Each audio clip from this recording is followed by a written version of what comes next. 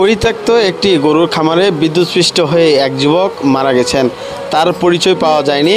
পীরগঞ্জ থানার ওসি তার নিজস্ব ফেসবুকে পোস্ট করেছেন এই ব্যক্তির পরিচয়ের জন্য। কমেন্টে তার ছবিটি পোস্ট করা হবে। যদি কেউ দেখে থাকেন তাহলে অবশ্যই থানায় যোগাযোগ করবেন। ভিডিওটি শেয়ার দিয়ে ছড়িয়ে দিন যাতে তার মরদেহটি অন্তত তার পরিবারের কাছে পৌঁছাতে পারে।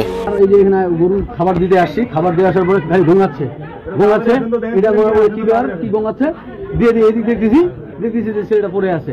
হ্যাঁ, আর চিল্লাচ্ছে, যায় দৌড়ে যায়, মেন সুইচটা বন্ধ করে দিছি, দিয়ে দেখি এই অবস্থা। আমাদের ওষুধ ছিল, পাশে বিয়ে ছিল, পাশে ওষুধ ছিল।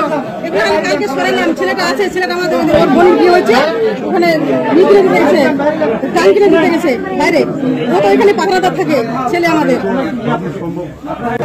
এটা এখন তো বাইরে ও বোনের গান কিনে দিতে গেছে, ওর বোনের বিয়ে হয়েছে নতুন। ও তো ওই ঘর বিছনাও আছে, বিছনাপত্র